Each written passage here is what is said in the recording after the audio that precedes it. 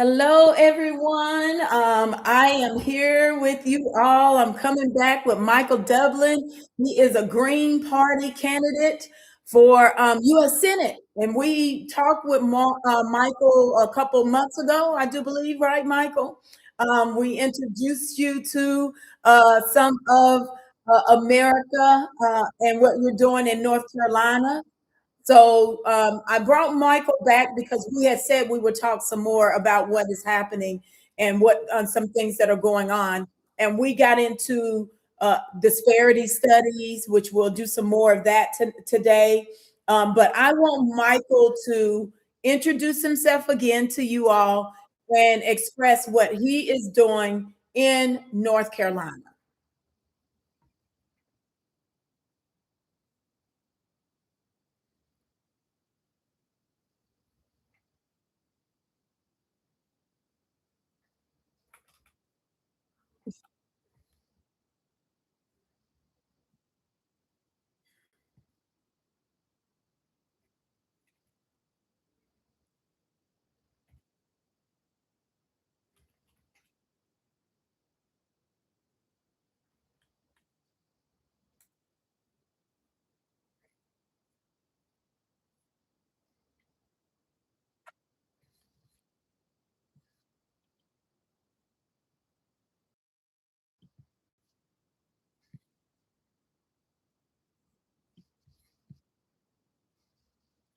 Black male to run for a third party for U.S. Senate ever in North Carolina in the general election. But the reason, um, I decided to run. I'm a person who is. I just recently retired from teaching. So over 25 years of teaching in the public school system. Um, I also did 24 years in the prison ministry in Johnson County, North Carolina. Um, I am I'm a veteran, the U.S. Marine Corps. So I've done a lot, but from my youth, I've been someone that's been engaged in, the political arena, um, fighting for social justice. I've been someone, like I said, I describe it as being a boot on the ground and a voice in the streets for social justice issues, for ecological issues, and so I just desire to continue to serve the people. Um, as I said, recently retired teacher. I learned a lot from teaching. I was teaching, but I was also learning. And, I'm somebody that really cares for our youth. I got kids, I got grandkids, and that they'll have. And so that's why I do what I do. It really was not my intention to run for office. This has been, over the last 4 or 5 years. Um, Now I've been active, as I said, but to actually take a leadership kind of role in the Green Party and to run for office, that's that's something that I feel like I've been compelled to do, led to do, and for those of you that are spiritual, maybe understand what I'm saying. Um, it's just something I feel like it needs to be done um, for the future of our country. I think that the system that we have now is corrupt. I mean, it's a two-party system, and I think we need more voices. And I think that the different voices also, I believe, are going to help us move forward because so many other people are so ingrained in their positions, especially in our government. I believe they're not listening to other people, and in fact, a lot of them are not listening to us at all. And this is the reason why I think that we need more working class people, people who are willing to listen and with solutions to help us and not just be stuck in their positions. Now, so that's just a little bit about me. I know we're in a we have a time situation. If you want to learn more about me, just go to dublinforcomics.com, and you can find out more about me, my background, platform, and things like that. So I'm glad to be here. I thank you, Conswello, for inviting me again. And I know last time we had some technical difficulties, and hopefully we won't have those issues this time. Right. Yes. I have a new machine, and I'm trying to see if we are live over here in YouTube, and I'm still seeing nothing over here. So I hope. Well, at least it's recorded. I can always download it to YouTube if it's not happening. I know that sometimes people are in the chat and they're able to tell me some things so I can see what's happening, or they're my eyes and ears when I'm not able to notice what's going on. So I do see, I want to make sure we're out here on X. And I'm really not seeing us on X either. So let's see. Oh yeah, well, okay, perfect. So Michael, we talked again, and we said yes, we're going to come back and we're going to do another live and talk about your some things that not only are part of your platform, but also you were very interested in the disparities and what is happening, because you were not aware of the different disparities of our group throughout the nation in different places, right? And so we said today that we would look up and talk about the disparities here in North Carolina. So what I'm going to do is I'll share this screen in a different way so we can see the disparity study that I pulled up for North Carolina. And I want to, let's see the best way to do it. Okay, so we can both be on screen, and then I'm going to share the disparity study from North Carolina, and we can go through it and show the people exactly what I was talking about, or what we were talking about in our last discussion on how many of these industries that we are supposed to be in are not we're not necessarily receiving our fair share of funding for our businesses, because a lot of the monies are going to what they call minorities. And in that, we're being lumped in with a great deal of immigrants, and most of the funding is being rerouted to them under minorities or even Black, right? From what I've been noticing in my research. And so you were very concerned about that.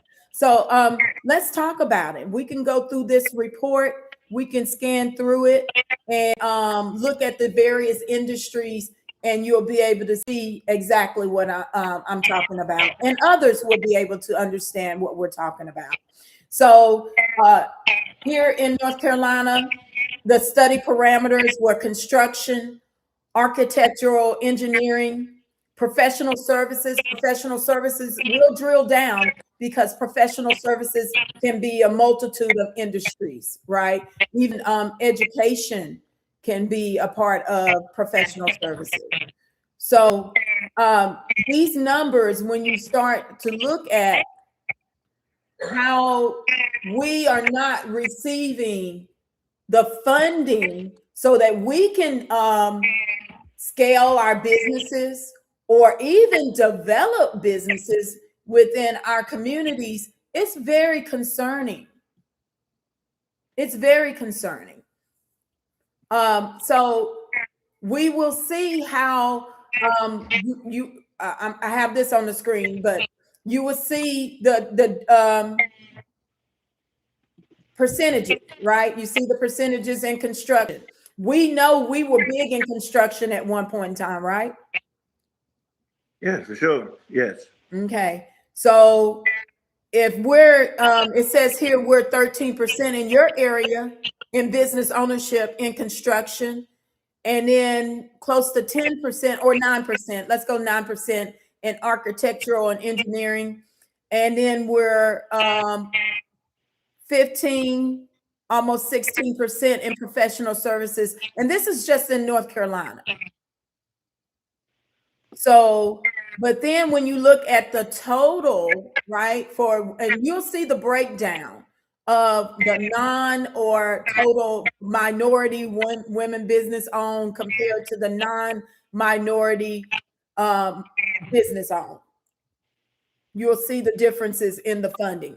These are just percentages of how many are in these industries in the state of North Carolina. Now, Michael, I did not look up and see how many Black Americans or freedmen reside in North Carolina. Maybe I should look that up really fast. So we'll know what that 13% looks like. Yes, thank you. Okay. So let's see. The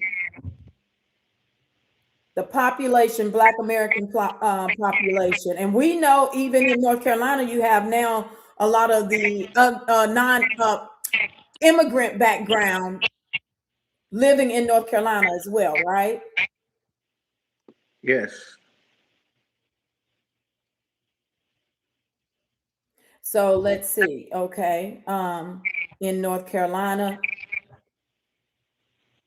the Black American population, it says 2.1 million.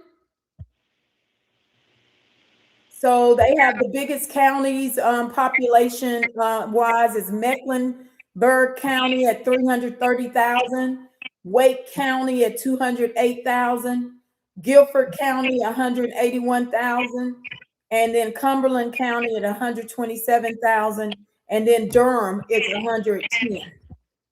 So some counties are majority Black are Bertie, 59, almost 60%. Hertford is 58%. So we want to see how much monies are being allocated to this population. So let's look at if it's 13. Let's go with we said what? 2.1 million residents throughout the state of North Carolina. So let's look at what the 13% is. Now, are you looking on the construction, Conswello? Yes. Okay, yes. I just want to make sure I had that right. And I will say this, Conswello, the largest percentage of Blacks that you were naming were like those counties were at the major metropolitans: Charlotte, Raleigh, Durham, Greensboro, Winston-Salem. So that's where you're gonna have a lot of Blacks live in those cities, obviously. And then some of the other counties that you named, like Bertie, those are rural counties, but the larger percentage of people in that whole county is Black. So you got a few rural counties that are majority Black in North Carolina, most in the eastern part of North Carolina. So I just wanted to point that out. Okay.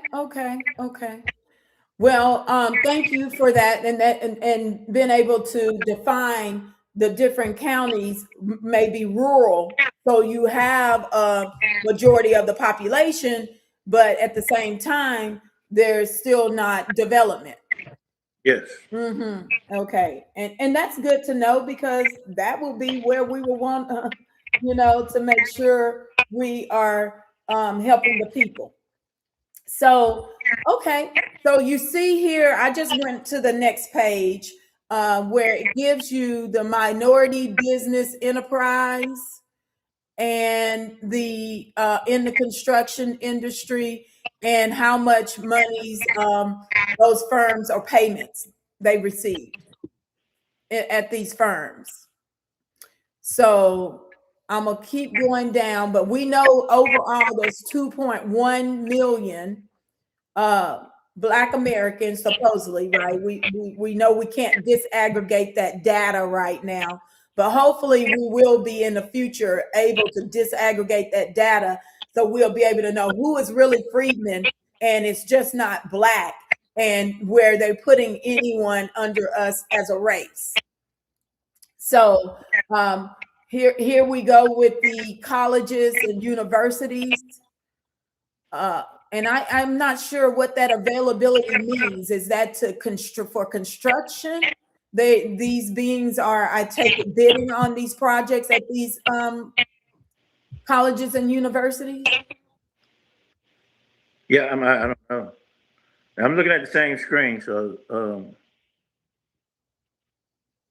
Yes, we'll have to drill down and see. I'm just scrolling through to show the amounts of revenue or funding or monies or capital that these firms are receiving. Now you can see the differences in the funding. Okay, I'll go back up, Michael. I know this is, I don't want to confuse anyone, but I want you all to see the difference in the funding between a minority business enterprise and what they receive for construction compared to the woman business enterprises, woman-owned business enterprises. so that's what WBE stands for. Yes. Okay, I see it. Construction, 2.86% for MBE, WBE 9.65. Okay. Yep, I see it. The professional services, you see this? Minority business enterprises, 1 million. That's pretty low. When I look at the 2.1 million Black Americans, and you do 13% that are in construction, that's 273,000 firms or individuals in these industries that are us, supposedly. Right. So I want to go to the actual numbers. I know how they use stats, and they use stats to skew your beliefs. So we want to look at actual numbers. So let's say, okay, in construction, some of the community colleges and universities may be expanding, and how many of our firms are actually receiving bids, right, or to contract and do the work, and the amount of monies they are already receiving in bidding and doing the work in construction. I see 65 million, whereas the WBE is receiving 224 million. What are your thoughts on that, Michael? I mean that's very revealing about the disparity in construction. I mean, I know of some guys. I mean, I remember growing up and some guys, you know, who were in our neighborhoods who were brick masons and carpenters, and they had their own businesses. They were, but to see it here, it's just very revealing about the differences. You know, and I'm just saying this. So I'm a little bit like, you know, well, I would say confused, but it is enlightening. But you know, women businesses and construction. I would just be interested in digging further into that and seeing how that disparity even came to be. I mean, did Black firms actually decrease since I was growing up as far as percentage wise? In growing up in the 70s and 80s, for me it's eye opening, and it poses more questions. Well, okay. And this is why I'm glad you were open to having this discussion with me, Michael, because what I have learned is with affirmative action, they included minorities and included sex. So therefore, when they included sex and gender, they included white women.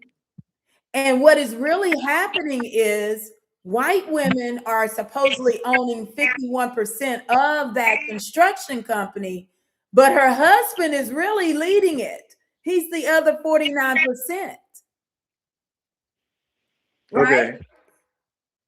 So that's why you have it as women business enterprise, and we are minority business enterprise. We still are getting lumped in with others, but they are still being able to be lumped in as a minority. At the same time, they're part of the dominant society and they're still able to retrieve these monies as a minority. You see the double dipping? I see it, and I'm again, I'm taking it in and learning. It does remind me in a way, and I'm gonna switch gears just a little bit. That I remember being told that um, this was happening like at HBCUs, like at North Carolina Central's law school, where the majority of the people attending and getting into that law school would go in with minority grants. Um, and a lot of them were, like you said, women, white women going into these HBCUs down here in North Carolina, especially like North Carolina Central Law School, um, A&T's, um, trying to think about it, engineering school. Mm-hmm. Mm-hmm. Mm-hmm. So it relates in a way, and it is interesting because that was something I knew about, but as far as the amount of disparities here, it is eye opening, and it's something that you know. Go ahead. I'm listening. I'm making sure the YouTube is up. I apologize. Oh no, no worries. And I definitely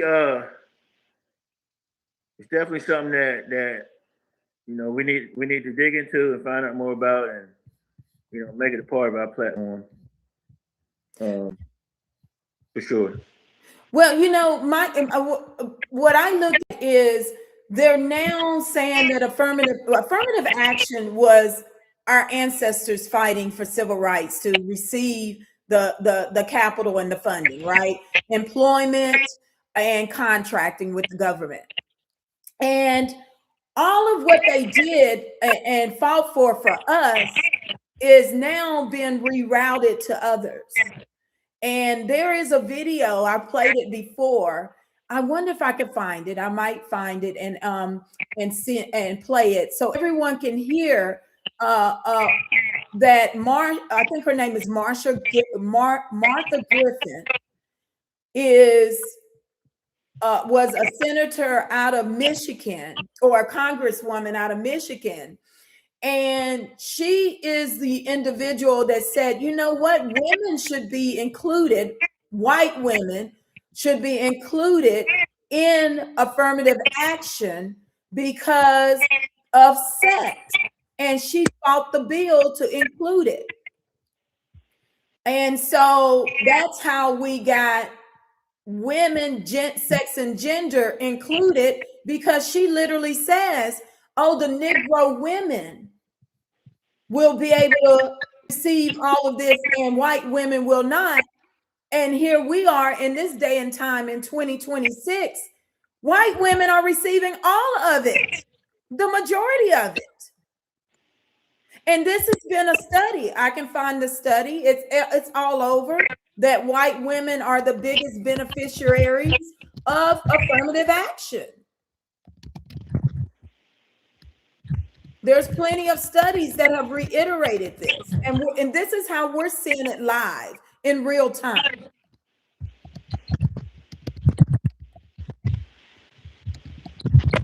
I'm going to find while we do that. wh- um, while we're talking about it, I'm going to find the article. White women being the biggest beneficiaries of affirmative action, and then we're going to move and kind of change focus. But before I do that, I wanted to focus on now this disparity study is acknowledging there are gaps. And this is the last page. I just scrolled to the last page, but I'll go back up, and they basically are saying, why, my thing is, why are we having disparity studies about we are not receiving our funding even in 2026, 2024, considering that we fought to rectify these issues via civil rights? You see where I'm going? Like, we fought, our ancestors fought, Reverend Dr. Martin Luther King Jr. and some of the others fought for affirmative action to rectify Jim Crow. Yes, for sure. And here we are in this moment in time, and nothing is rectified, and we're now got a disparity study.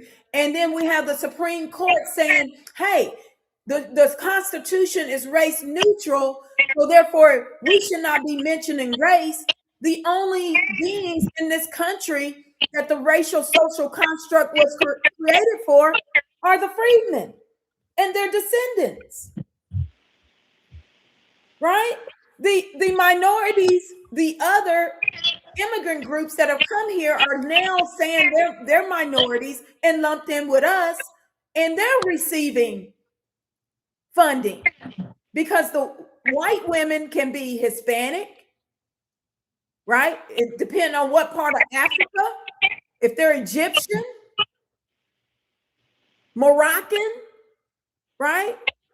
Then you also have individuals from certain areas that they still will say, okay, we'll make you white. You see where I'm going?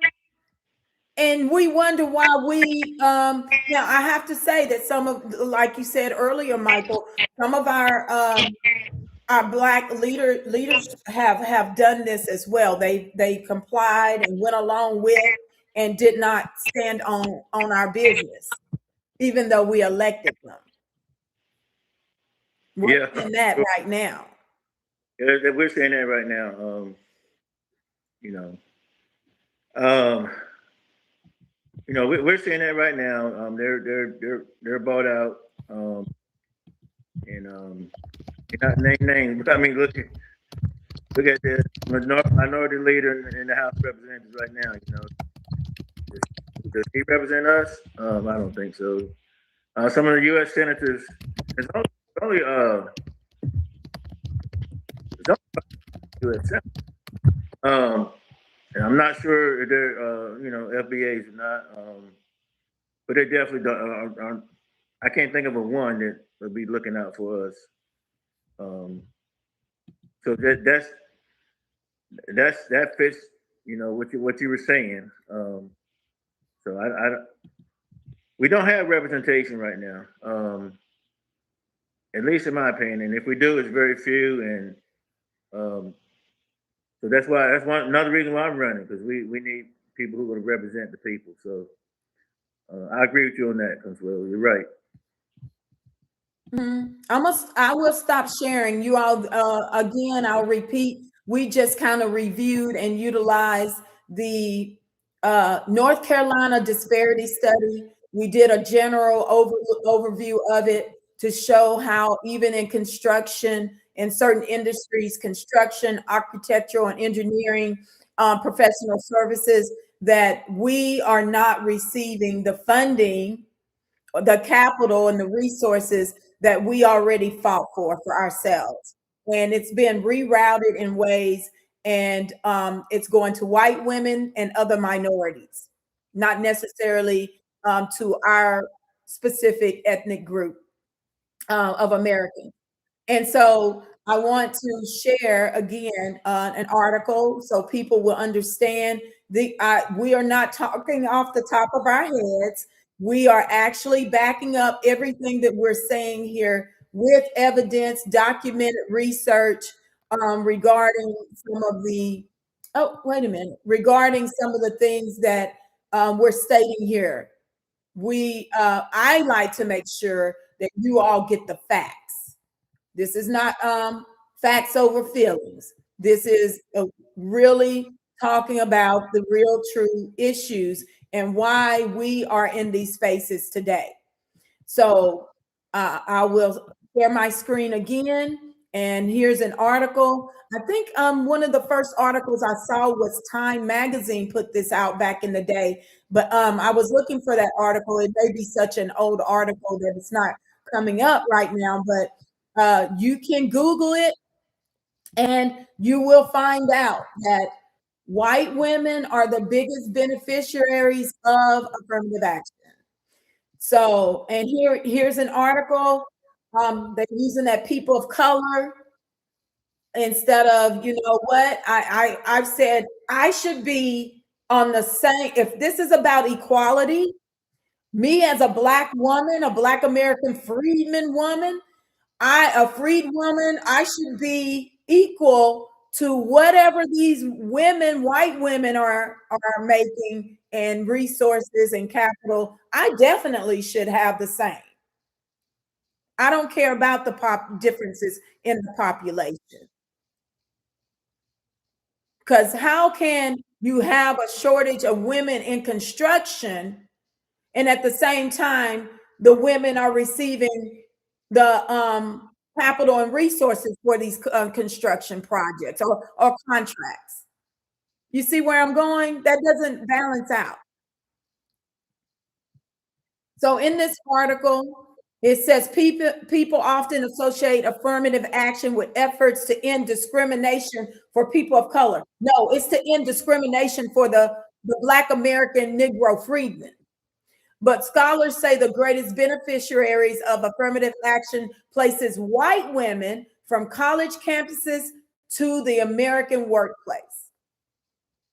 So they are more educated and make up a bigger slice of the workforce as a result of decades of affirmative action policies. Now, how is it that Black women or Black men, really, it should be, Michael, don't you think Black men should be the biggest beneficiaries along with Black women or freedmen women or freedmen?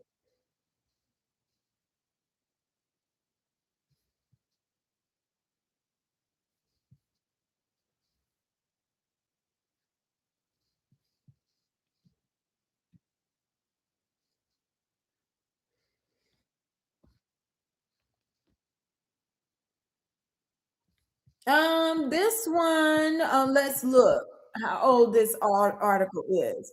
This is 2020, June 30th, 2023.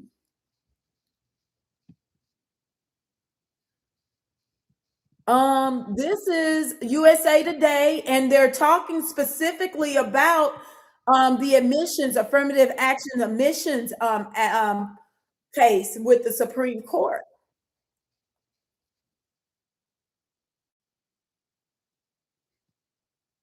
Yes, and I can send you the links. I usually put the links in whatever I talk about so that viewers can go back and reflect.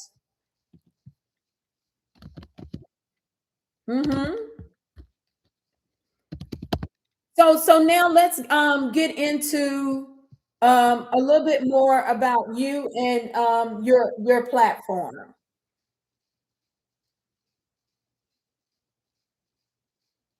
I think we said we would talk about we can get into the reconstruction of the Borough of Freedmen Affairs, but your recruitment of youth in politics, trades, and skills.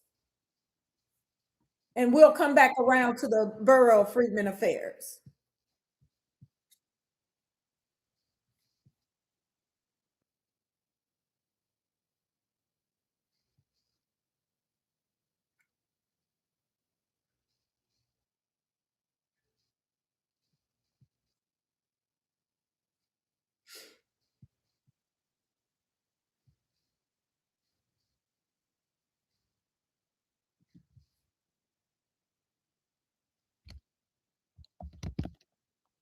Mhm.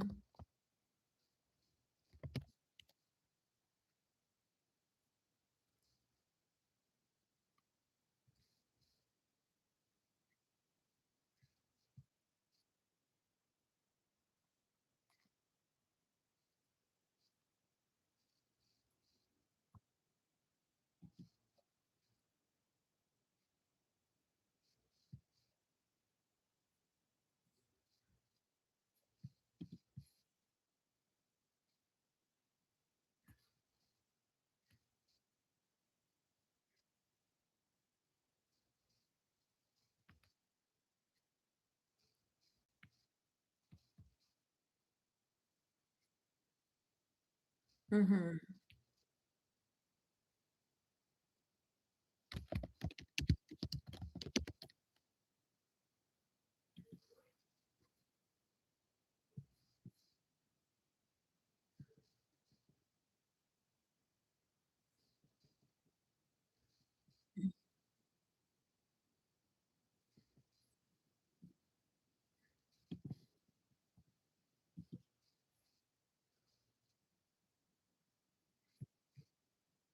Mm, mhm,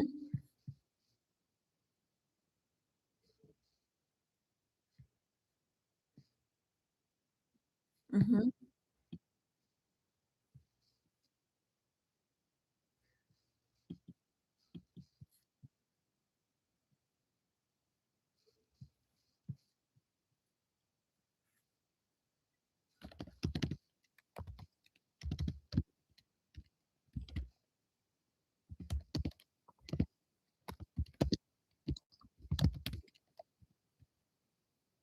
mhm,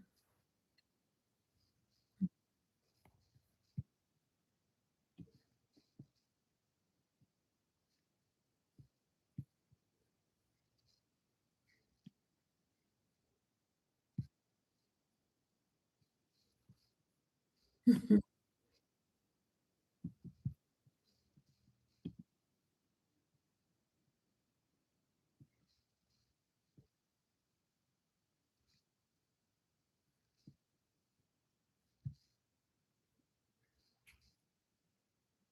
mhm,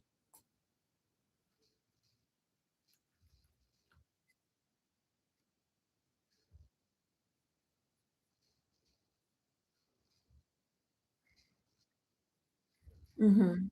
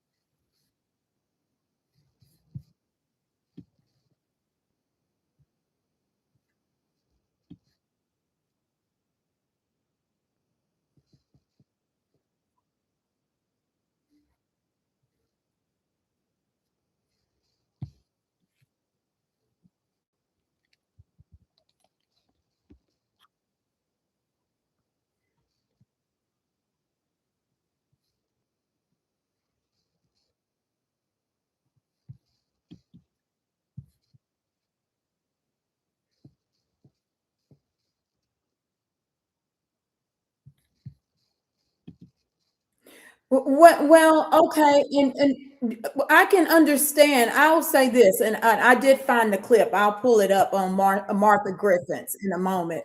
But I'll say this: I can see why and understand that when our children are disgruntled or feel disenfranchised um, with this political system, even right now, right? With what is happening um, with the recent Supreme Court cases, justice cases, right?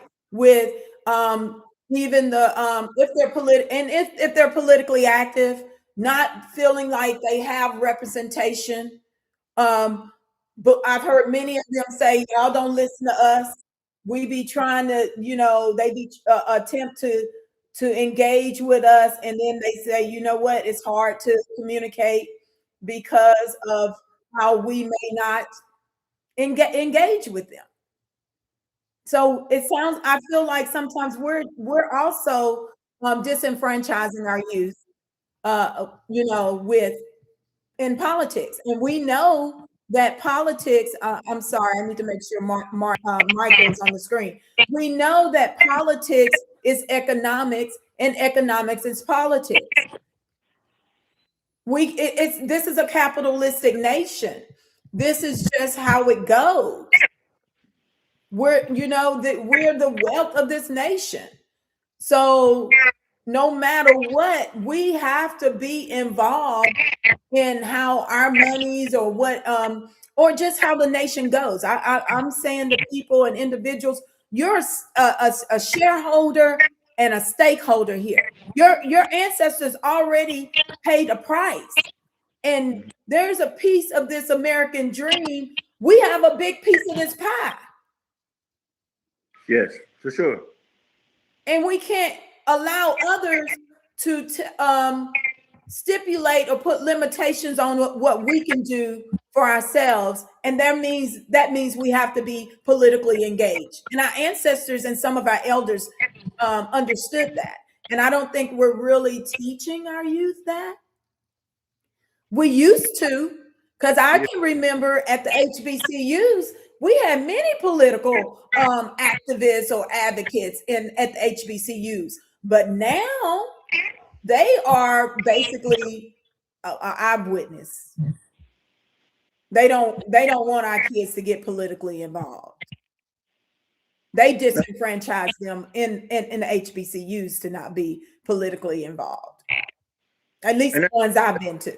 yeah, and that's definitely by design. I mean, I think we can agree on that. That's by design, and that's one of the talking points I use when I try to talk to you. Be like, why are they working so hard to take this away from you? Like, why? Then there must be some merit to when we tell you that it's powerful, and then that, like, you're right. Our ancestors used it. Um, I was lucky enough or blessed enough that my grandmother was involved and got me involved at an early age. We were involved in NAACP and all that kind of stuff. I mean, back in the '70s, and so I learned a lot back then. And so, are we teaching our youth today? I try to. Or others? Well, I'm not sure. But you're also an educator, Yes. right? And I appreciate the fact that you are an elder and you're willing to sit down and talk and listen to them and educate them as well, Yes. because that's very important. Having civics, they're not teaching any of the history in schools, elementary schools anymore, right? No, and that's something they cut back because of the increase in testing.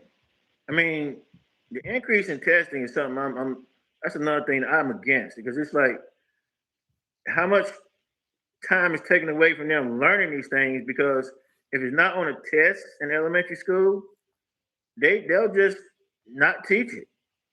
They just won't Mm-hmm. skip it, and our kids are getting pulled out of classes and going and prepping for these tests, which used to be at the end of the year or at the end of the quarter. Now they're having them throughout the quarter and they're losing class time where they could be learning more stuff because they're spending so much time testing or preparing for testing. Mm. Okay. All right. Well, I'm going to play this particular video with Martha Griffiths, and she expresses in this interview how she was going to Congress and she was going to make sure sex, and I do believe gender, was added to affirmative action. So let's listen to this.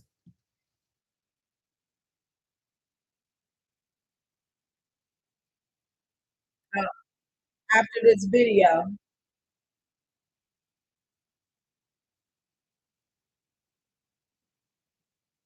Okay, let's see.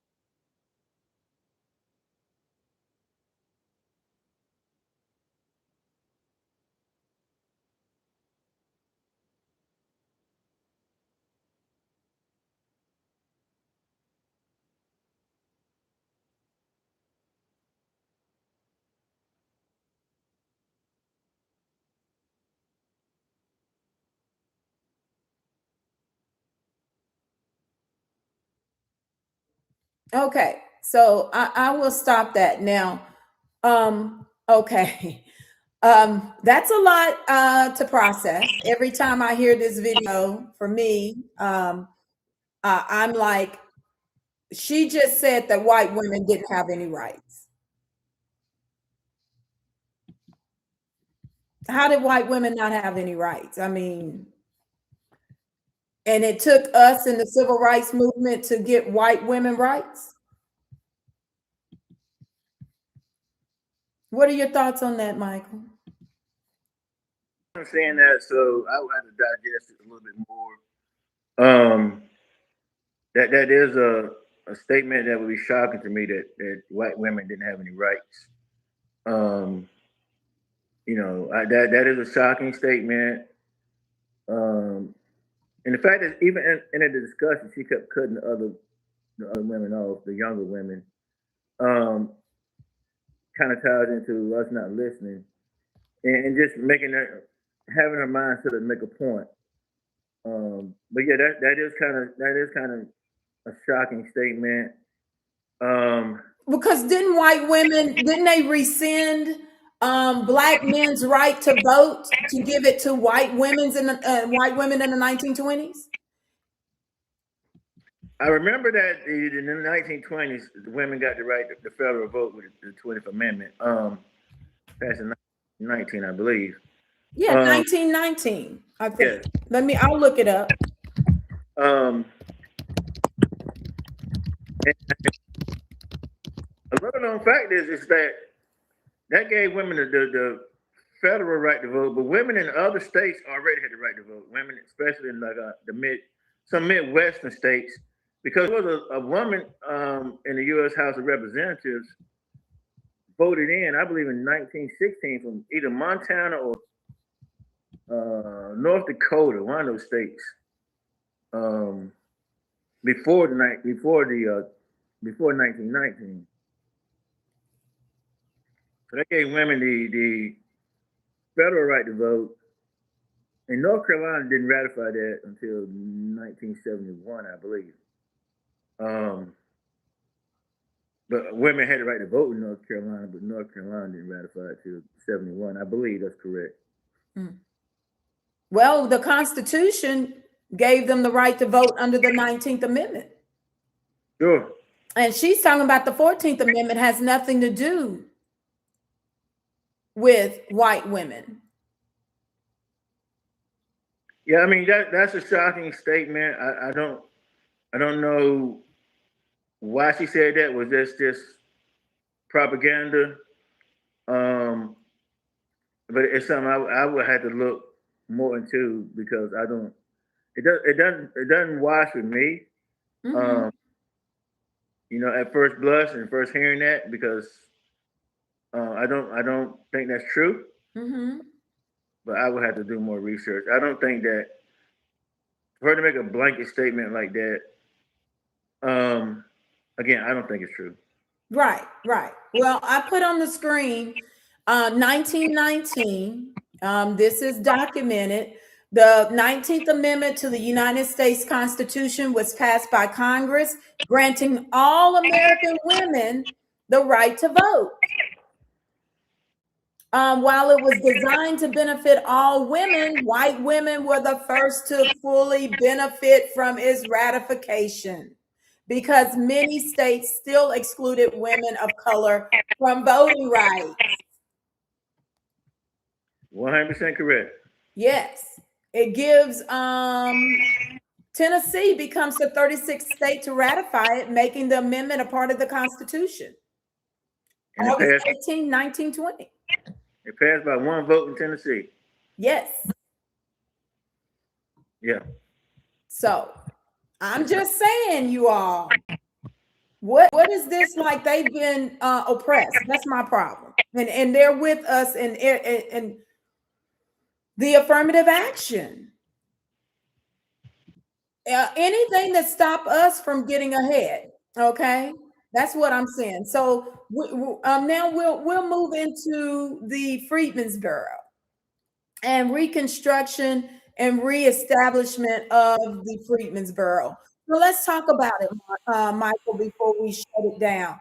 What are your thoughts? And this is something I've come to you about. We talked about it, a little about it, and I think this is the best way for us to go as a part of our agenda moving forward and making sure we are we're separate from all others because we're seeing how as long as they're able to leech onto us, we're not going to get anything that is ours because that's the game.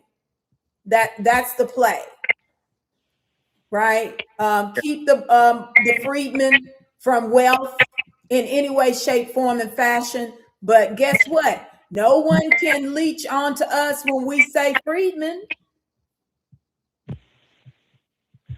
Well, Conswello, you're more knowledgeable about this than I am Mm-hmm. because I just recently learned the about the plan or the strategy of doing this. Now, reparation bills have been around since Conyers put it in '89 in the House of Representatives. It never came to the floor. And what we've heard over the years is not now, not now. We can't take it to the floor. We can't get it now. It's not the right time, And so, as a person who is really tired of always hearing that, that's why I wanted to learn more about this plan and see how it can actually work and actually help us move forward on reparations instead of hearing we can't do it now, we can't do it now. Always with us is always not the right time, and that's why I was interested in learning more about this. And so what I've learned so far is that it might be a viable solution, and I'm willing to learn more and about it. So Right. that's one of the main reasons I remember talking to you about it because I'm a teacher, but I'm also a learner, and I'm also somebody willing to listen to ideas about how we can get solutions. Because I agree, we're always the ones that seem like we gotta wait, we have to wait, and people treat us like when we ask for what we're owed, like we're wrong. Like we're asking for a freebie. So and I've seen it over and over. So that's why I am interested to learn about. I mean, all these things that we just talked about, the disparities and the historical mistreatments.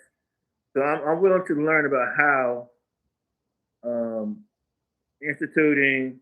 I think you said we're going with the Bureau of Freedmen Affairs. Yes. Help us move forward on this. Yes. Well, I'm not just looking at reparation.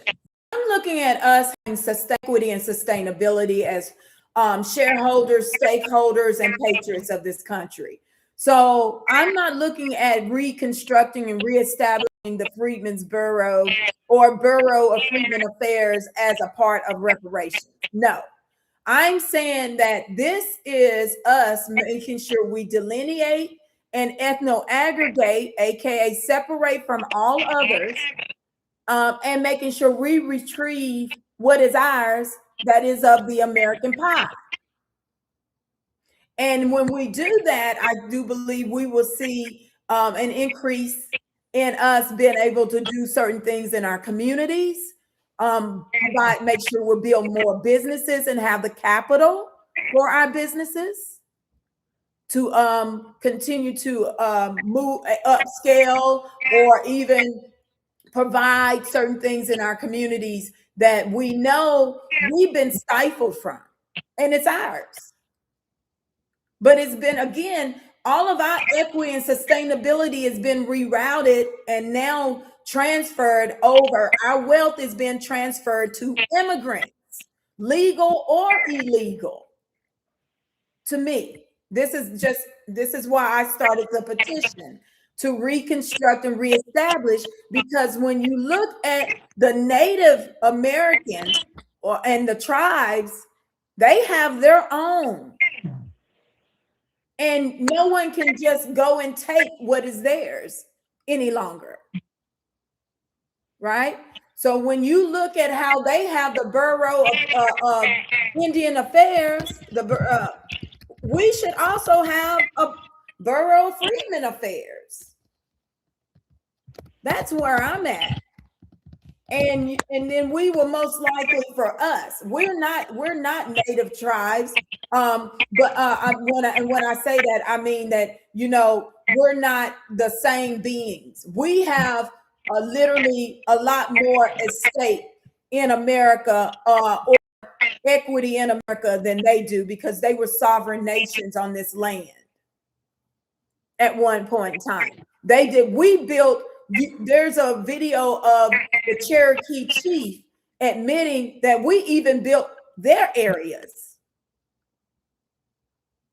whether we were enslaved or not. It doesn't matter to me, right? It's the work ethic. It's we have inventions. We fought every war. We've been on this soil.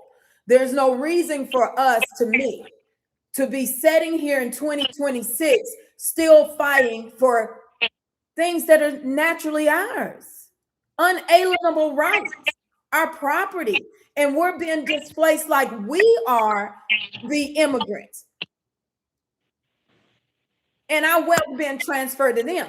We know in our Freedmen's Bureau, when our ancestors were really building coming out of slavery, they had money in the Freedmen's Bureau and it was corrupted. Right? They took that money. They invested it in something else.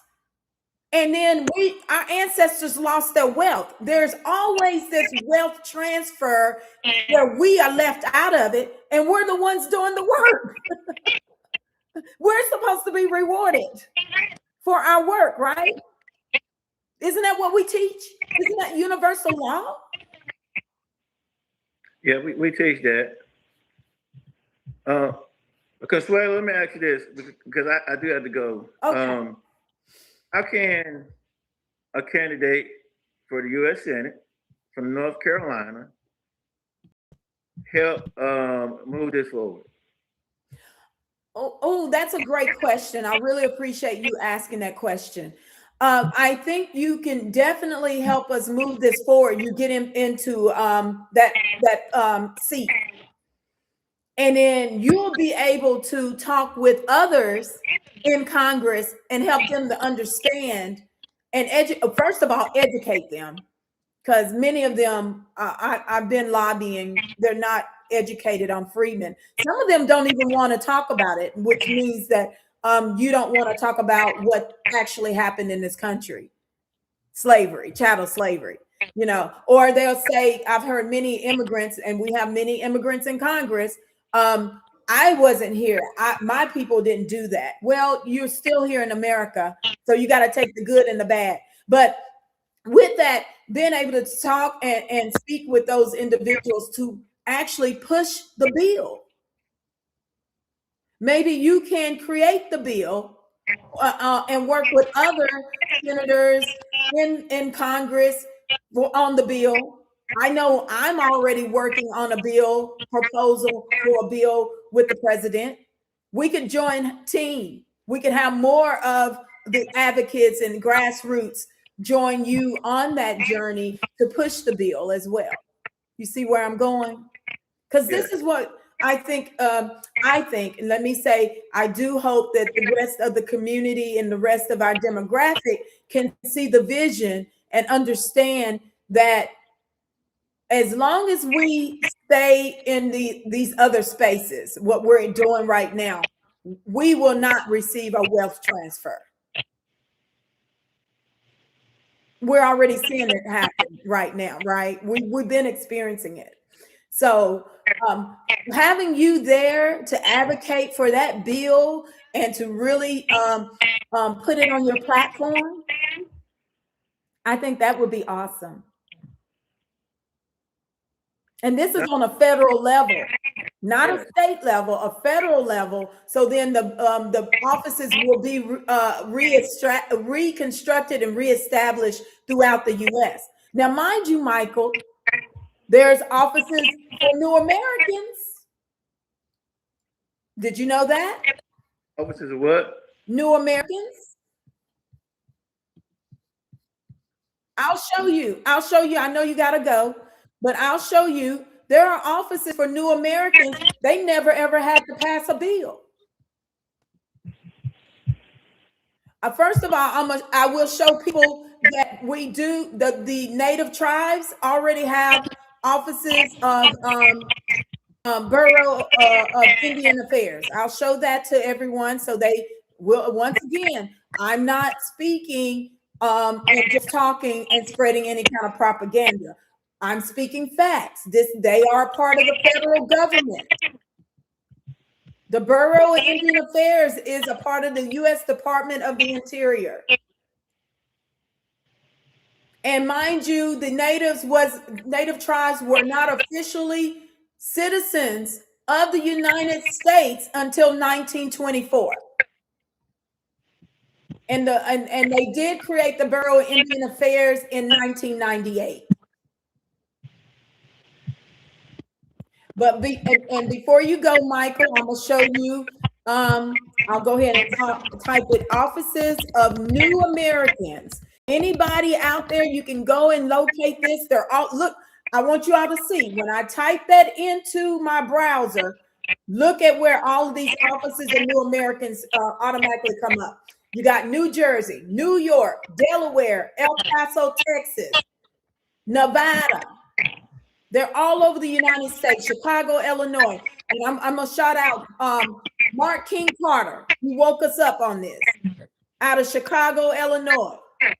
Mark King Carter woke this up to us as advocates and activists. But you have them all over the nation.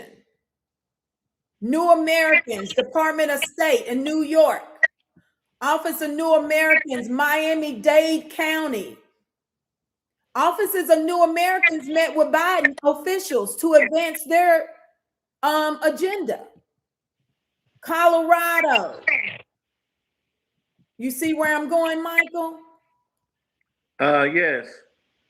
And if you don't mind, Conswello, just send me that information. You know, you got my email address, and we can send that. But I definitely appreciate you, but I definitely have to go. Um, and yeah, we'll stay in contact. Yes, yes. I hope. I wish you well on your running Senate. It would be great you get in. Then we can continue to do the work. I would love for you to be able to win, and we continue to do this work. So.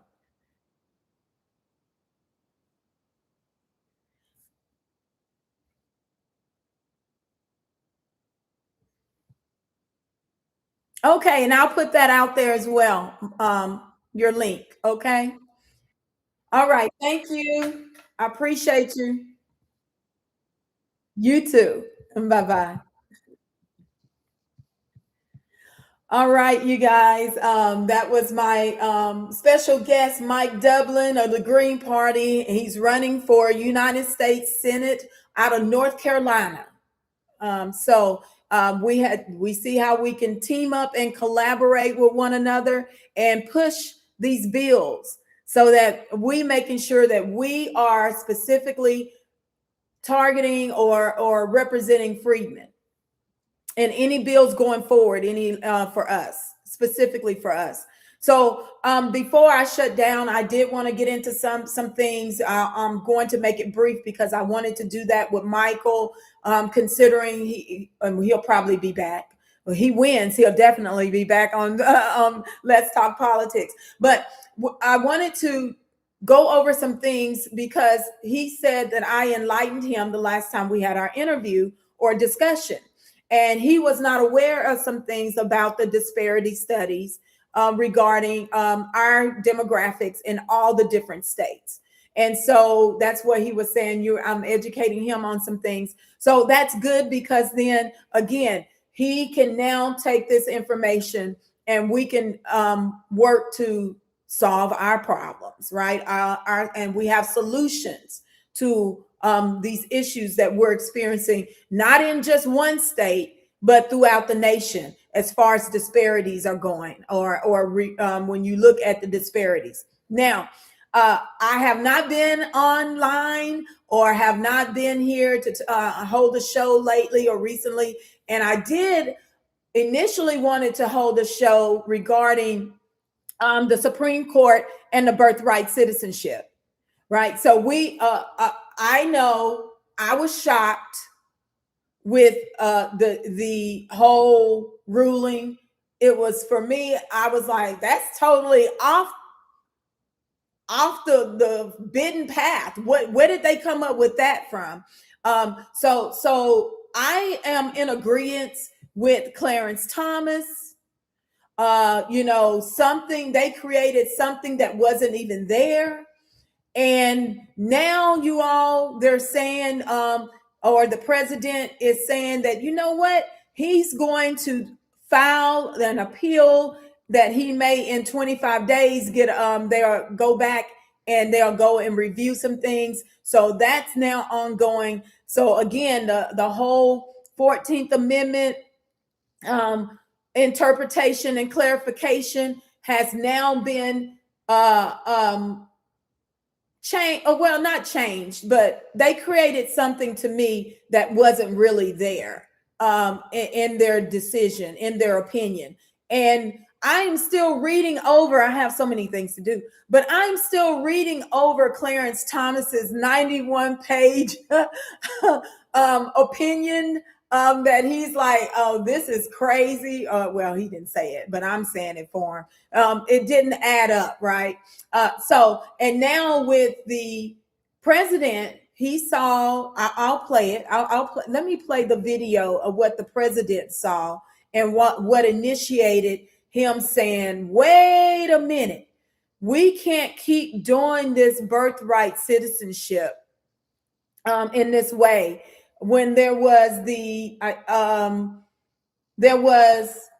thought I saved it. Dang, there was an actual ad for people to come over to America and birth their children on the soil.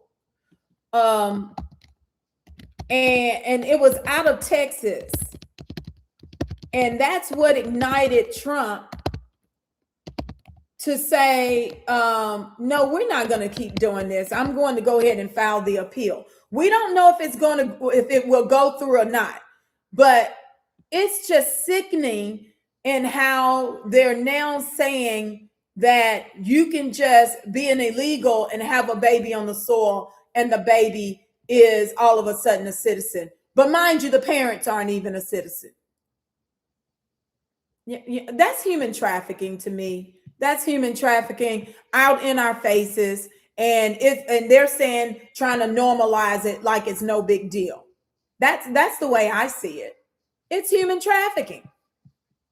So let me see. I'm putting this on the screen. Let's see if you all can see this with the birthright citizenship. And there's a video, but this is what I saw come across my timeline this past week on Wednesday, right? Today's Friday. So here it states, let's see, you all getting it over there on YouTube. There we go. There we go. It's coming up. You see here, President Trump has indicated that the United States will seek a rehearing of the Supreme Court's ruling on birthright citizenship. Rule 44 allows 25 days to seek rehearing.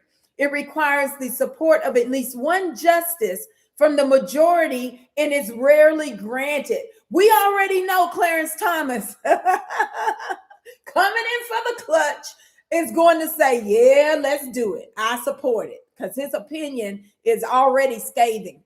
So here you see where Donald Trump, or President Trump, OG President Trump, signs states that the signs and billboards are being put up all over southern border in Mexico, advertising birthright citizenship, with all deliveries starting at $4,000. You know, I was already pissed off, right? And I could read his post on Truth Social that is now out on X. And you know what? I'm with President Trump. I'm with President Trump. Our ancestors did not fight to save America and sacrifice themselves and their lives for illegals to come here and take over this country that contribute nothing to America. Nothing. And then it's just all backwards. It's all wrong. It's all demonic. How in the world, right? So I'm thankful that we have the OG President Trump up in the Oval Office right now at the White House. I have no problems with what Trump is doing. He's not perfect. I don't agree with everything, but in the clutch and being Americans first, he's all for our people. We just have to leverage it to our advantage instead of listening to all of those that want to say that President Trump is a racist. You know what? At this point in time, we already know America is a racist country. It's always been a racist country. We're operating in race right now. We have humiliated immigrants coming to this country today that are attempting to operate in our identity of race. And this is not their history. This is not their culture. This is not their plight. And they know they will get any and everything off of our backs, because none of this is theirs to claim. None of it. Even the birthright citizenship. The 14th Amendment was not created for illegal aliens to circumvent naturalization and going through the naturalization process. Hence the reason why we have immigration laws. They even had immigration laws in 1790. And then if that's the case, why in the world did it take the Native American tribes to officially become citizens in 1924 if their children were already citizens. Mind you, they were sovereign nations. Right here, birthing babies on this soil. So it's just not adding up. It doesn't make any sense. But we're gonna keep moving on right here in X for a minute, and I'm going to shut it down at the top of the hour. So this is just going to be a little short live just to cover some of this, because there's so much happening and so much information that just continuously is coming out every day that we have to process. I want to remind everybody that we are boycotting. We're boycotting anybody's business that isn't ours in our neighborhoods, whether it's gas stations, whether it's hair, beauty, and supply stores. Oh, I got to show you all my other project. I will do that before I close out. Hair, nails, anything like that, providing those services. It's all, we want to make sure we're boycotting all of those outsiders that are coming in, and we are giving our monies and capital to them instead of trading and trading or bartering with our own. We can barter.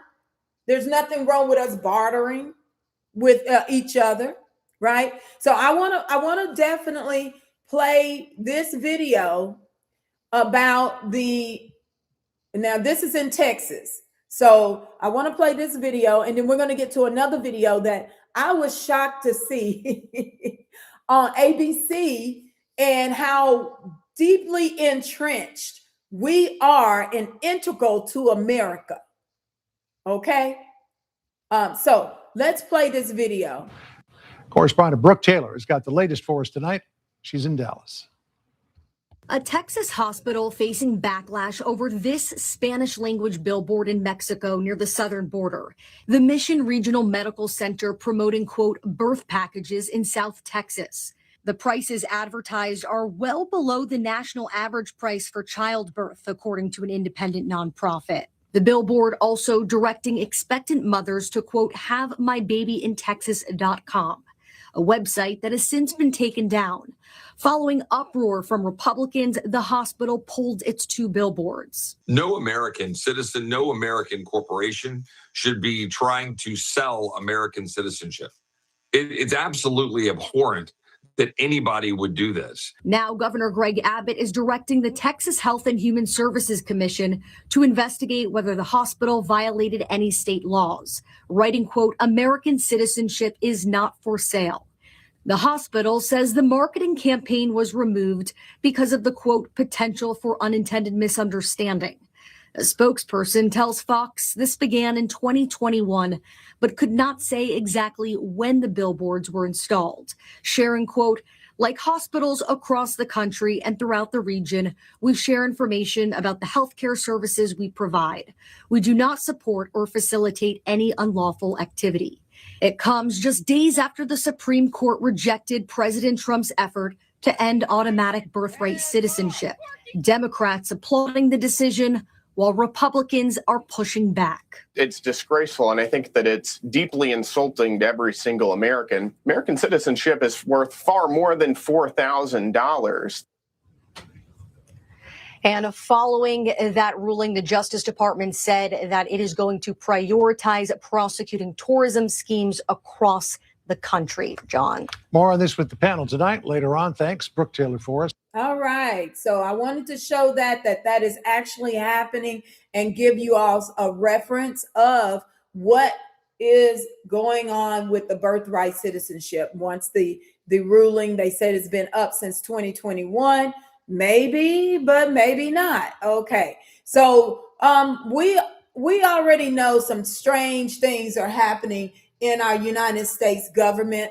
I've been saying there's a coup d'etat happening in our government on the federal, state, local levels. There is an attempt to take over America and change up some things. Well, guess what? Now we have videos of trainings of individuals that are saying we're going to take down America, and they are democratic socialists. So hold on. We're going to listen to this one too. And we have a unique responsibility to act from the heart of empire, the belly of the beast. The most important thing that we can do is take that empire down from within. Our role ultimately is to facilitate our own empire's failure in ways that we can, ultimately to overthrow our own empire. U.S. imperialism is not a thing that can be reformed away. It has to be overthrown through revolutionary struggle. And to build a mass movement that can use the leverage of workers to hit the kill switch on American imperialism here within the American empire. All right. So we have a unique responsibility. There's confirmation that there is internally beings that are saying they want to take down our American government, change the imperialistic nature of America. It means you have to change it from within. So we have individuals that are considered democratic socialists. That's from what I understand. There is another video I'm going to show you with that, and then we're going to get to some real American business. But I want you all to see that it's confirmed. It's confirmed now. They're saying it in the open, but we already knew it via their action. And what they're attempting to stop everything and give so much to beings that were not here in this country, that just crossed the border. Right? Let me see if I can find the other video. I'm sure I retweeted it. There's another video. It's a young individual, and she is literally talking about how they are planning to, they're training each other, and they're planning to take over America from within. And this is why you are seeing all of these individuals, foreigners like Mandani and in New York, and others in I think the individual in Virginia, they're socialists, and Trump will call them nationalists, right? I mean, he calls them communists. Excuse me. Trump calls them communists. So we're seeing it firsthand and what is happening in America, in our federal government, as there is a coup d'etat. They're literally attempting to take over America and implement socialism. Now, implementing socialism, and we never got anything for ourselves. And our ancestors worked for it, died for it, sacrificed for us for it. And now we are allowing socialists to come in and say everything is theirs here. Come on, y'all. We got to wake it up. We got to wake it up. Right? Our piece of the American pie. Now they want to give to beings that never put in any work in this country, and give them credit and equity and benefits and rewards in this country. Oh, I wanted to find the video of the other individual. Let me see if I can find it. I had some good videos too that I would like to share, but we're going to get to that other video. Let's see if I can find this one where there's the young Black individual. No, I shouldn't say Black. I think she is definitely an immigrant being, but she is also speaking about how they're going to take over America from within. And they're actively out on the internet talking about these things and posting about it. They're actively coming out of their shells and being overt about it now. Let's see.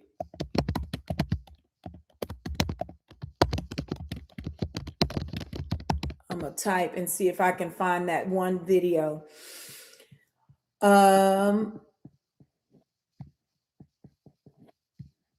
I thought I actually saved it, but I guess I didn't. And there's another one.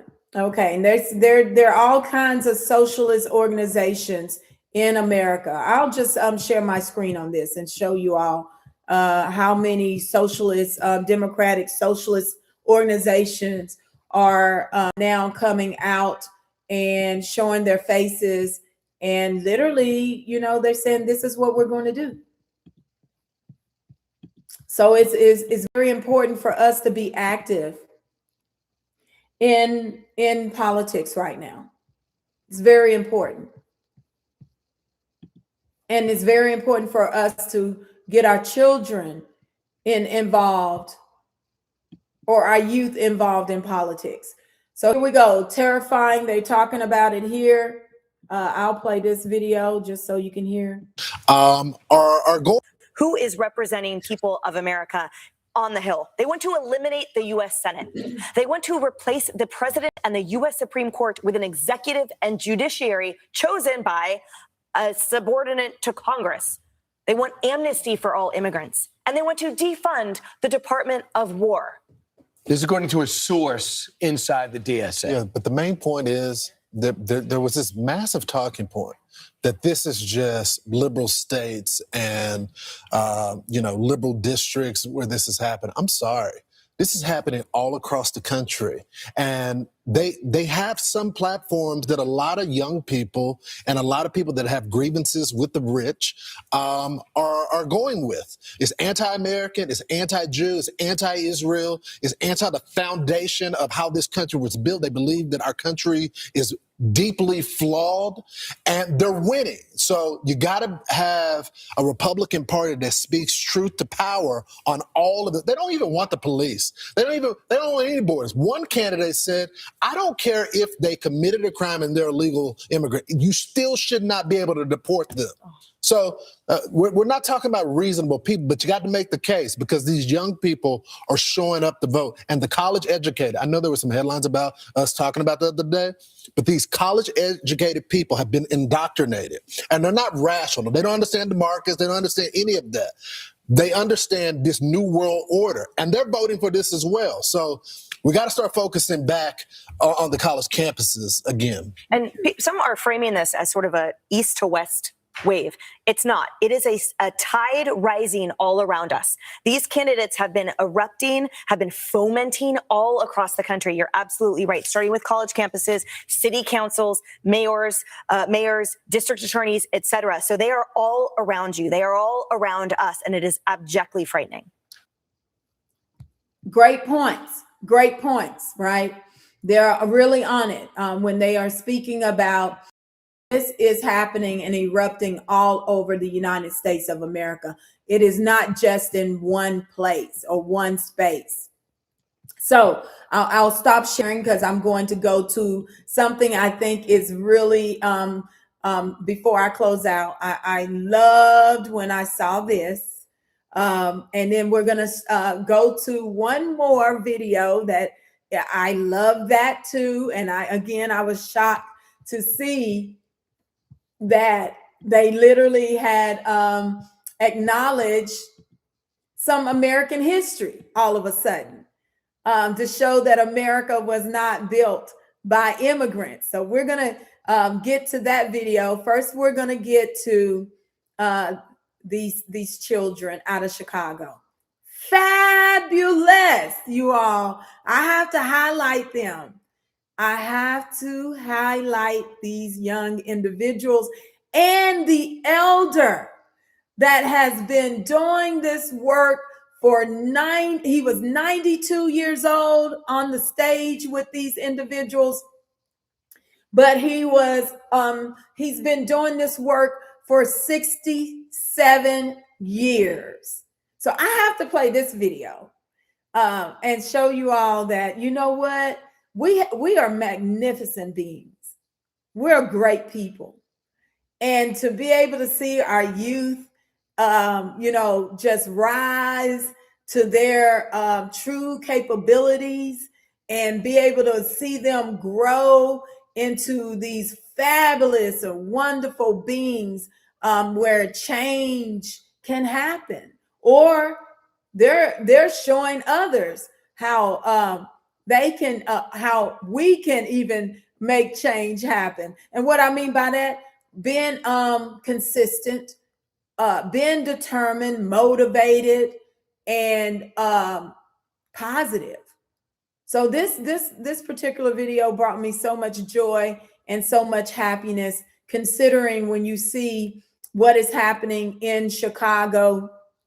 All you hear about is the shootings and supposedly the youth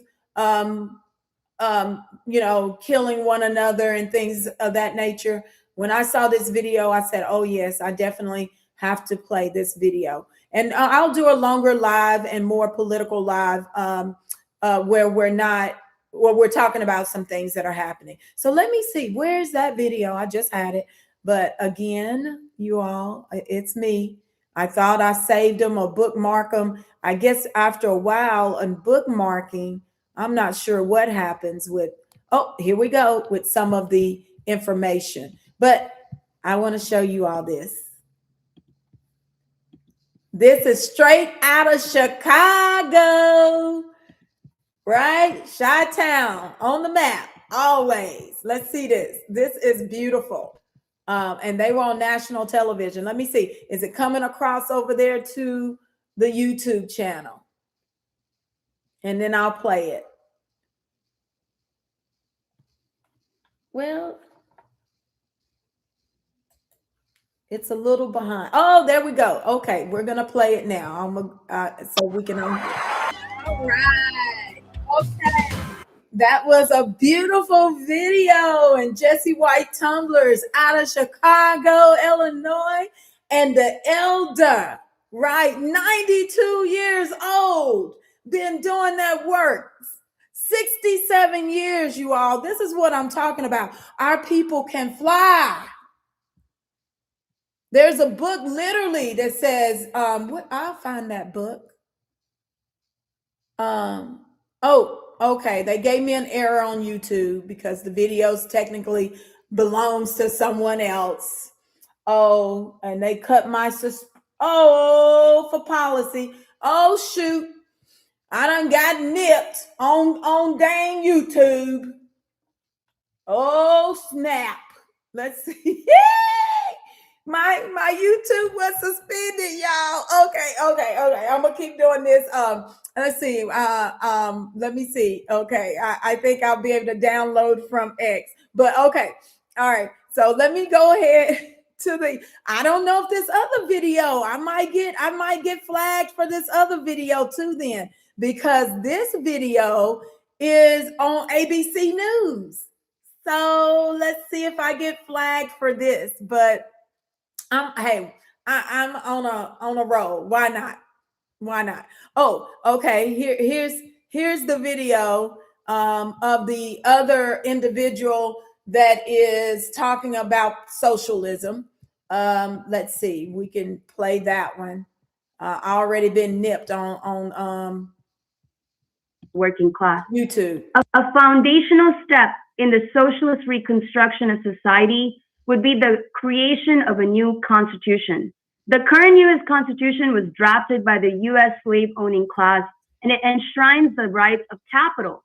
But the new constitution would enshrine and expand the rights of the working class. And millions of people will participate in constitutional conventions or popular constituent assemblies to draft and adopt this new constitution, unleashing a creative and collective process. The House of Representatives could be replaced with the National People's Assembly that would not only be made up of delegates elected from local election districts, but would also include delegates from the many mass organizations of millions of workers, students, and more. And the Senate could be replaced by the Assembly of Oppressed Nations. It will require a massive movement for socialism and the adoption of socialist ideas across the country to win a new system, which is why the popularity in increasing is so exciting. But our rich history of struggle also shows that the capitalist system itself will adapt and adopt new methods to survive and will never concede to fully not be exploitative or oppressive. A revolution is necessary. It is necessary to replace capitalism with a socialist society. And we must build the movements that are necessary in order to do that. And I think those of us who are socialists have an important role to play, like we did in history. When we say a revolution, what does that actually mean? So revolution is a process that's smashing the old state and it's creating a new state. In differentiating democratic socialism from revolutionary socialism, which Satya has done, there is also, I think it's very important for us to recognize the possibility and necessity, so the actuality of having a revolution in the United States. And I think that it is, I think it can be hard to sort of see through that and think, well, will we ever be able to have a revolution in the United States? And I do think revolutionary socialists, our answer is yes. Okay, you're hearing it. You're hearing it. I will keep highlighting it. I've been saying there's a coup d'etat happening in our federal government. There's another video. They're talking about socialism. We just saw 4th of July. This is the cover of Vanity Fair where Haitian and the African South Sudanese wrapped in the American flag. They have nothing to do with America. Nothing to do with America. And we are Americans of supposedly, right? Oh, you are African. You're African descent. Now, why is it that we're not wrapped in that flag? Okay, we're going to leave that at that. I'm going to come back to that. We're going to keep talking about this democratic socialism that is ongoing in our community, in our country right now. But we're going to get with this video and we're going to end for the evening. 250 and all the people who literally and figuratively built this country. Right now, we can exclusively share a new report from ABC News. Wait a minute. Did I just hear her say literally and figuratively built? Let me replay that. Did she go there? Let's replay this. 250 and all the people who literally and figuratively built this country. Right now, we can exclusively share a new report from ABC News in a first-of-its-kind collaboration with the 10 Million Names Project, an initiative dedicated to finding the names of the roughly 10 million people who were enslaved in pre- and post-colonial America. We set out to find the living descendants of the enslaved people who built the White House. Over nearly 2 years, the talented team at American Ancestors combed through hundreds of records across several states to make this happen, and it's a reveal one family never expected. Every year, millions of people from around the world visit our nation's capital. But there's a hidden history here, especially on Pennsylvania Avenue. I wake up every morning in a house that was built by slaves. Mrs. Obama exposed a fact that's often overlooked, that enslaved people's unpaid labor helped build the White House. Her comment inspired an ambitious question that for America's 250th anniversary, we set out to answer. Could we find the living descendants of the enslaved people who built the White House, an endeavor that's never been accomplished before? All right. The genealogists at American Ancestors in Boston combed through hundreds of records across several states before finding Ashley Swain, a potential living descendant. Hi, Ashley? Hi, yes. And after confirming her family's genealogy, I'm talking to the right person. That's really great news. we asked her and her mother, Jackie, to come to Washington, D.C., so we could reveal our incredible discovery. Hi, how you doing? Hi, Ashley. Lindsay and her fabulous team, they have uncovered some incredible information about one of your ancestors that is truly first of its kind. So before we get to that, just hearing that, what's going through your mind? I just said, oh, wow. Right? Yeah. I think for me, it's just excitement, nervousness, all the things. It's just like, how did I get here? Lindsay, the table is yours. So I'm going to just share with you, if we all can just pass these down. What we want to do is make connections between each individual. So you'll see Ashley, you're on the bottom here, and then Jackie, your grandfather, Ashley, and your father, Robert Smith.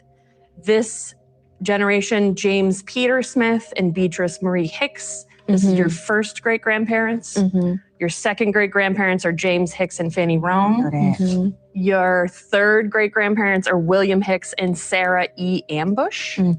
They're from Washington, D.C. And then your fourth great-grandfather and grandmother are Calvert Ambush and Patsy Cried. At the top, we see Calvert Ambush. Can you please tell us the significance of this gentleman in American history? Your fourth great-grandfather, Calvert Ambush, was one of the enslaved men who built the White House. One of the most iconic landmarks in America. Really? Oh my goodness. Yes, ma'am. Oh my goodness. Your great-great-great-grandfather helped build the White House. The White House. Wow.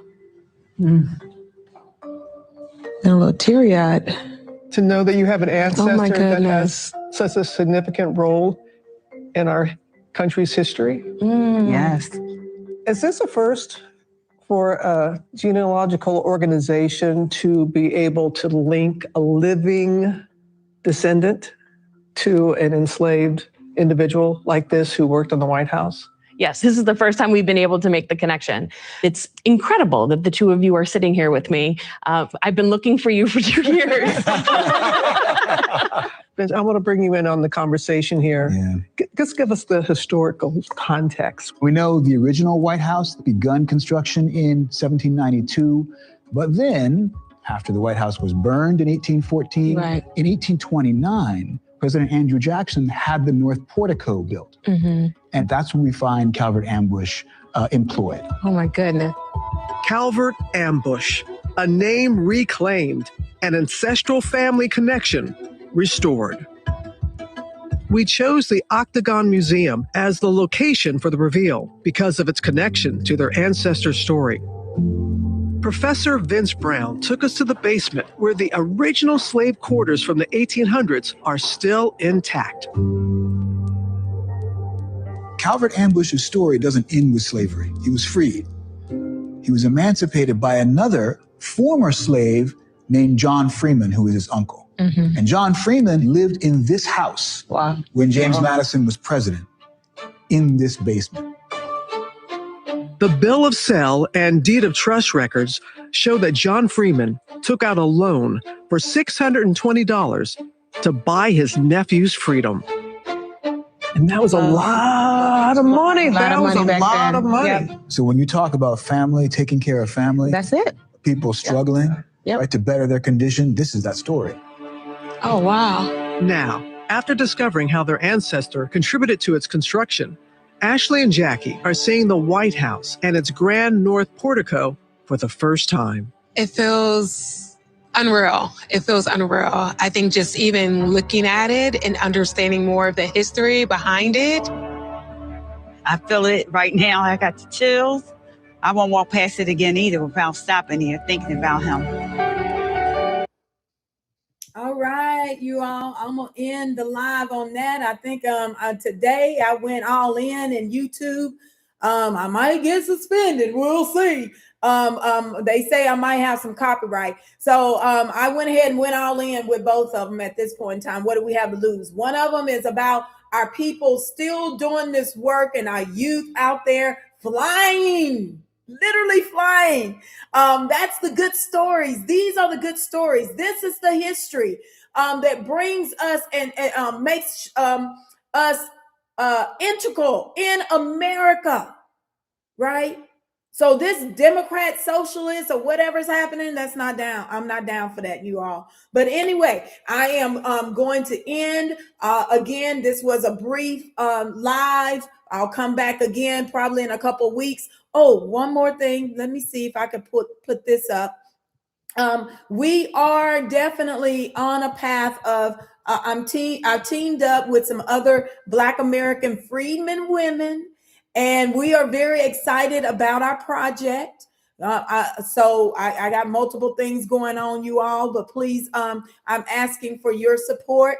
We are at this moment, it's out on the website, on the Freedman channel. Let me go to it so you all can see. We have our video. We're talking about what we're doing. We are literally working together on a project to have our own. I'll share my screen really fast.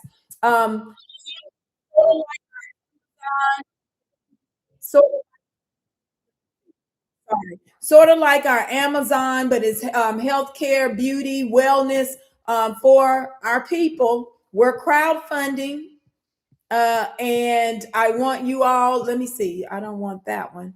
I want you all, if you please can support us as we crowdfund. I'll put it on the post so you can see the actual flyer. Here we go. We're seeking donations. We're asking if you can donate up to $5 to support our efforts as we're crowdfunding right now. But we want to make sure we have launched sort of like a green book, right? You'll know when you come to our website, it's Black American Products and Services. When you come out to our website for any of your beauty, hair care, skin care, wellness online, you know we are freedmen, and we are attempting right now to collaborate with some of those beauty supply stores and work with them and collaborate with them. We are seeking out any individuals that are nail techs, hairstylists, or salon owners, where you can list your services on our site, as well as if you need to, people need to schedule, they're traveling, they need to get their hair done, they can come out to Black American Products and Services and review any of these providers or services from other providers throughout the nation, and they know where to go find them and receive those services. That's what we're doing right now. This is my side project, another project, I should say, or business that we're working on. And I want you all to definitely know that we are launching. Right now we're crowdfunding, and we need your support. So again, it's out here on the Freedmen Descendants Advocacy channel. And we would love your support. This is about collective economics. We will be supporting our youth that are going into these different industries and helping them with their business, building their businesses out. Okay. So I wanted to put that out there, and now I will close it out. I want you all to enjoy your weekend, and I'll see you back here soon. So thank you.